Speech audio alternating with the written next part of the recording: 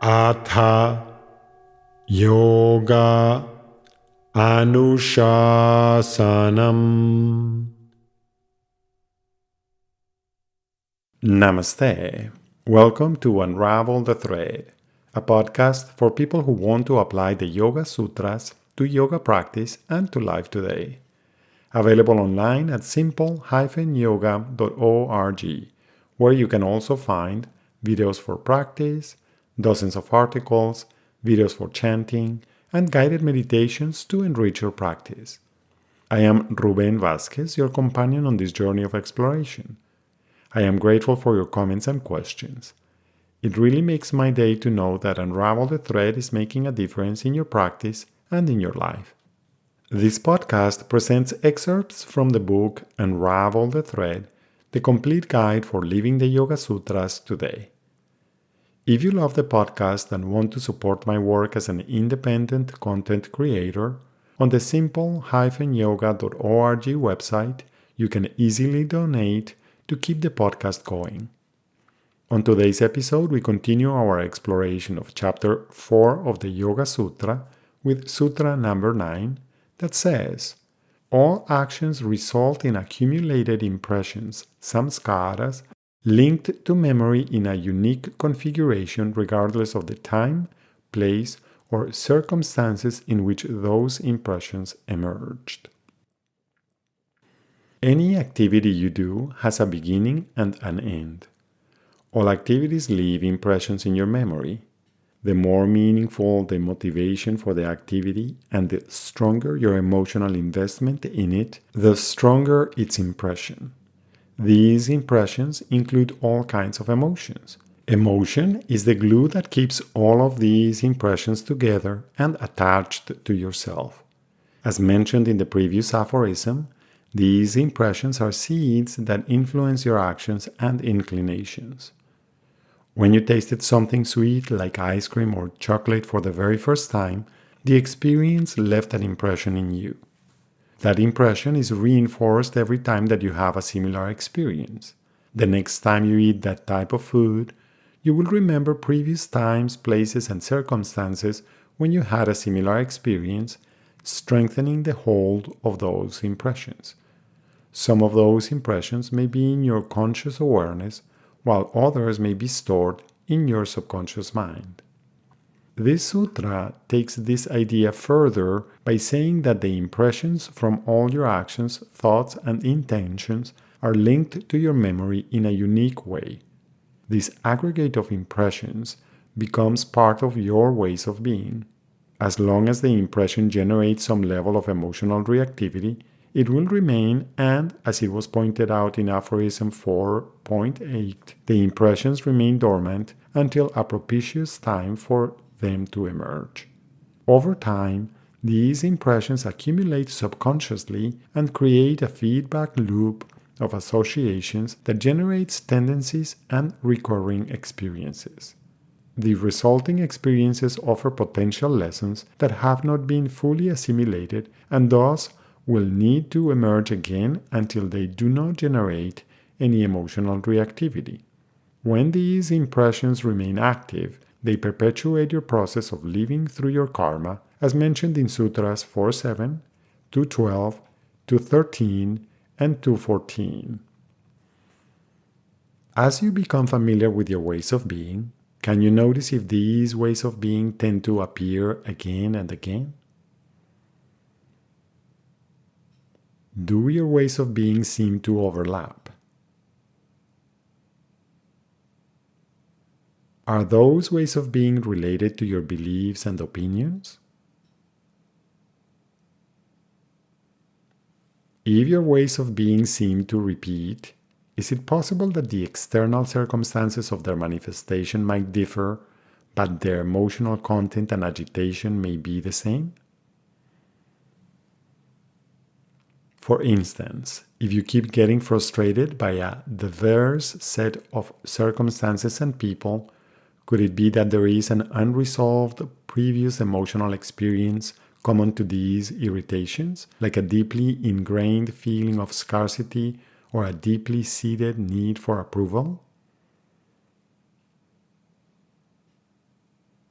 Might it be possible that this collection of impressions, when unresolved, remains in your individual space of awareness, offering you ways to overcome your identification with these experiences?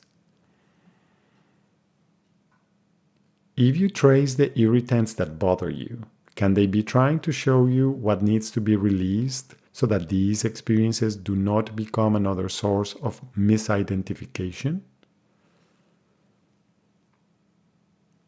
For instance, the person who finds it difficult to voice his needs will find himself in situation after situation prompting him to assert his voice until he can finally do it. Consider if the unique configuration of impressions and emerging circumstances for their resolution are perfectly calibrated for you to decrease or remove some of your ways of being.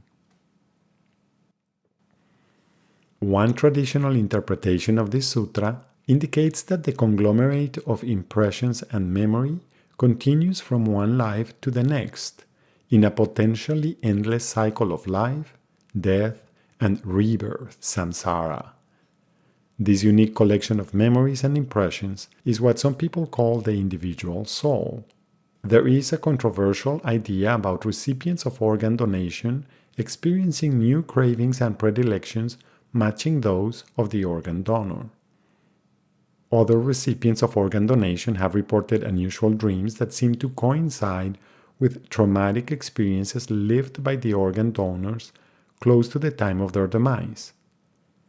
These stories are controversial because there are no ways to prove or disprove them. However, if these reports are true, would it be possible for the impressions of previous actions to be stored in your organs through some mechanism that we do not understand yet? Furthermore, decades of rigorous research on children who remember their previous lives suggests that consciousness survives death, remaining even when the bond to the physical body has been severed. Can these stories about transfer of some personal traits from one person to another point to how awareness infuses our embodied existence? Also, if some personal tendencies, vasanas, can survive after death, might this suggest that the journey of learning extends beyond this lifetime? Is it possible then that your unique configuration of memories, impressions, and tendencies continues from one life to the next? As usual, one more way of exploring the meaning of this sutra is by chanting it. You can choose to chant it in its traditional form, with some of the words coming together. Jati, Desha, Kala, Vyavahitanamapyanantaryam Smrti samskarayoh ekarupatvat.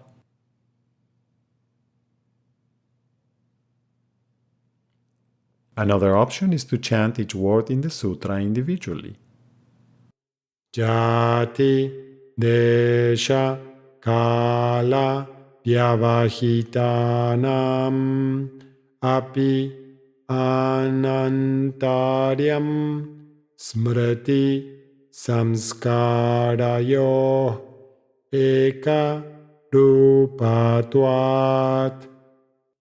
Jati, Desha, Kala, Vyavahitanam, Api, Anantaryam, Smriti, Samskarayo, Eka, Rupatvat. Jati, Desha, Kala, Vyavahitanam, Api, Anantaryam, Smriti, Samskarayo, Eka, Rupatvat.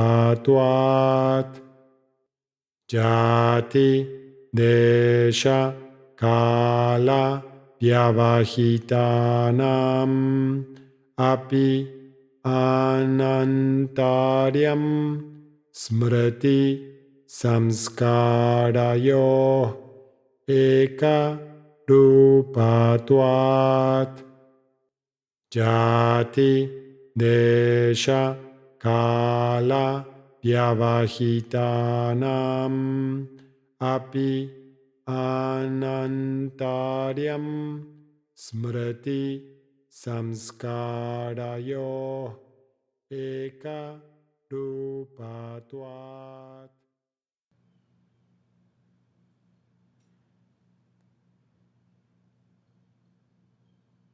Thank you very much for listening. I hope you can join me for the next episode when we will continue our exploration with Sutra 10 in Chapter 4.